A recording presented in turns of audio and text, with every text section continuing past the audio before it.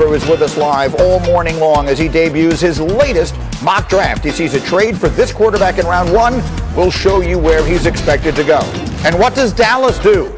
Mel also sees a trade for the Cowboys. Are they moving up or dealing back? Those are the questions, and we've got all the answers in this hour of Get Up as we begin right now. I'm Mike Greenberg in New York, and delighted you've chosen to get up with us. Mel is here and the rest of the football crew. We have complete coverage of all of the news from the sports world, but we begin with the impact of the deadly police shooting in Minnesota. The Twins, the Timberwolves, and the Wild all postponed their games following the shooting that sparked massive protests.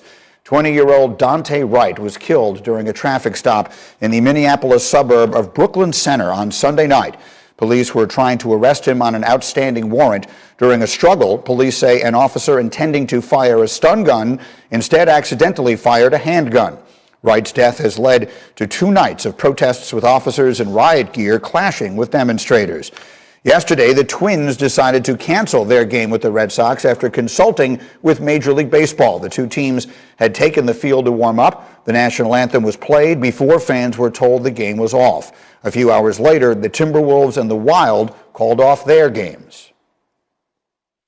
All of us, especially us in Minnesota right now, are tired in a lot of ways of having these types of conversations. And there's a huge disappointment and sadness when you have to wake up to these things. I just know the frustration is a real thing for everybody and for us. And, you know, you keep hearing this cancel culture stuff, but, you know, we're canceling Black lives. And I think, to me, that's a little, you know, more important, in my opinion. And it just keeps happening. We keep making mistakes on killing Black people. It just makes you sick to your stomach. You know, it's how many times does it have to happen? And, you know, as sick to our stomachs as we might feel, you know, that individual's dead. He's dead. And his family is grieving, and his friends are grieving.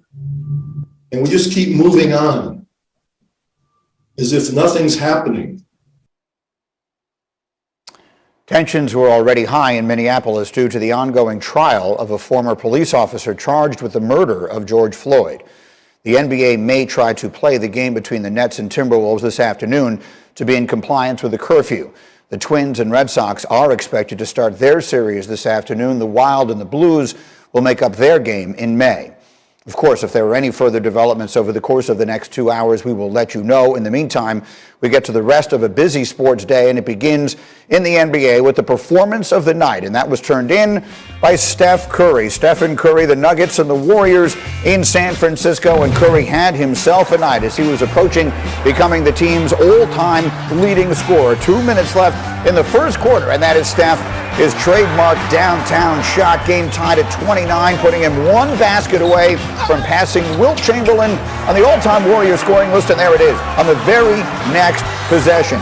He had 30 points in the first half, passing Chamberlain to become the Warriors franchise all-time leading scorer, and he was just getting warmed up. Look at the handles. He's running back down court long before that one goes through the net. 1.5 minutes to go now in the third. Look at the ball movement from the Warriors. The ball will eventually find Curry, and Curry will once again find the bottom of the net. 53 points for Steph Curry last night. Warriors win it 116-107. It's been on my mind for a little bit just because it's, you know, been asked about it. I know the milestone was here, and I mean, you throw Wilt Chamberlain his name out in NBA history, that's unbelievable. But in Warrior history, to be at the top of that list, so many people that contributed to that, and it was a special moment for sure. I don't think it's really sunk in, but I'm gonna enjoy that one. So again, Steph's 53 points put him ahead of Chamberlain for the Warriors' scoring record, which was the oldest franchise scoring record among active teams in the entire league. He is now the 4th player to be a franchise's all-time leader in points and assists and threes. Huge night for Steph Curry. Meanwhile, it is time for a mock draft alert here on Get Up. Brand new off the presses, Mel Kiper Jr.'s Mock Draft 4.0. which is now available on ESPN Plus, and here are the highlights. No surprise at the top. Mel has Trevor Lawrence going number 1 overall to Jacksonville.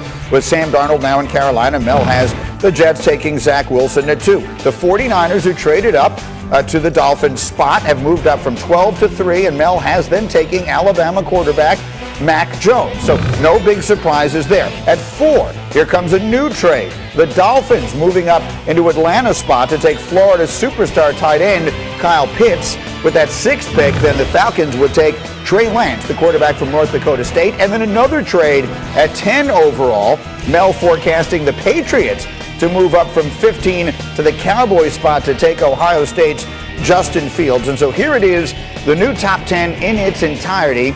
It includes Joe Burrow getting protection, with the Bengals taking Penei Sewell from Oregon. 2 receivers in the top 10. You see them there, Jamar Chase and Devontae Smith. And the first defensive player would be Penn State linebacker Micah Parsons, going to Denver at number 9. And here he is, Mel Kiper, as we are just 2 weeks and change away from the draft. And this is fascinating. People will look at this and say Bill Belichick never does this, but of course, for the last 20 years, he hasn't had to do it because he's had Tom Brady. Why do you see Bill Belichick moving up here to take Fields?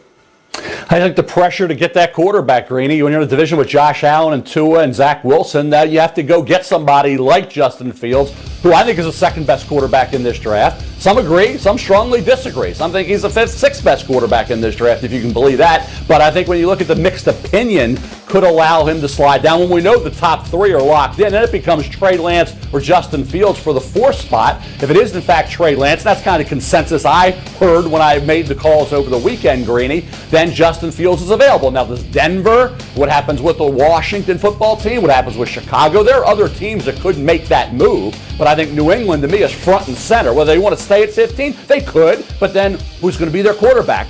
Down the road. Think about next year's quarterback. So you're going to have the number 1 pick in 2023 to get the guy? Maybe not. Probably not. So I think when you look at New England, if Justin Fields does slide, the opportunity then presents itself for teams like New England, Greeny, to move up and get him.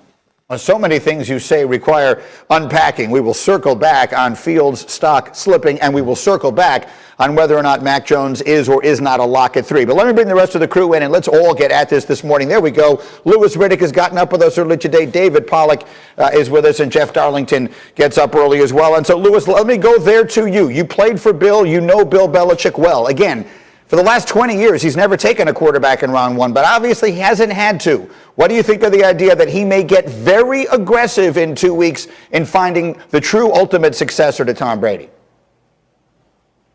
I think he'll explore it. There's no question about that. I think he understands that although he has Cam Newton under contract, he still has to look further down the road and whether or not he believes, that Cam Newton is ultimately the future over the next 3 or 4 years or not. He has to make that decision. And I believe they're going to be looking to get a quarterback. It's just a matter of whether or not, the price is right in order for him to move up to get one. I think Bill is one of the best value players when it comes to moving up and down the draft board that we've ever seen outside of Jimmy Johnson. And I think he will take a hard look at this, but he will not force this issue. I think, look, you have to understand whether you like this or not. The reason why they have Cam back in the fold is so they didn't feel as though they were going to be forced into doing something that didn't make sense for them from a cost basis. And if it doesn't make sense for them from a cost basis, what they'd have to give up in order to move from 15 to 10 in this scenario, then they won't do it. And they will go ahead and they will ride with Cam for 2021. They will bank on the fact that he will be much better than he was in 2020, and they'll readdress it again a year from now. They will not force anything, though, no matter what the position. So, David Pollack, let me come to you then on that thought, because you and I have been talking about this now going all the way back to the middle of the last college football season. And while Mel moves a lot of pieces around, what remains in place is a projection that Fields is the 5th quarterback off the board. So, David Pollack, as one who covers the college game for us as closely as anyone, what is your perspective on Fields being number 5 in this draft? I'm okay with it. When I look at Justin Fields, when you talk about Justin Fields in the pocket, just straight accuracy, it's stupid. Let's not talk about deficiencies there. You give him time, he's clean, he knows what's going on, dude. He is ridiculously insane. So I love that part about him. I think one of the misnomers about Justin Fields is when you look at him and you think 6'3", 225, 4'4", you think he's going to be a guy that's scrambling around, always buying time, making plays. You know, he's not really that guy. Like, that's not his. He's not a scramble around Johnny Manziel. He's not a scramble around, buy time, make a bunch of big plays. I look at Justin Fields, I think he has the potential to be absolutely insane, but I do see some of the critiques that some people are saying, and it's okay, by the way. I'm not hating on Justin Fields. I do see him hang on to his number one wide receiver too long. I do see some great traits with him, but I understand why people wouldn't say he's my number one quarterback or my number two quarterback, and why he would be 4 or 5 down the list for some people. All right, so we will keep an eye on that, obviously. These things remain somewhat fluid, and he has another pro day coming up this week. So, Jeff Darlington, I come to you as one who has followed the Patriots closely for so many years. Again, how would you assess the likelihood that Bill Belichick does something significant to address the quarterback position in this draft, be it moving up, as Mel is projecting, or something else?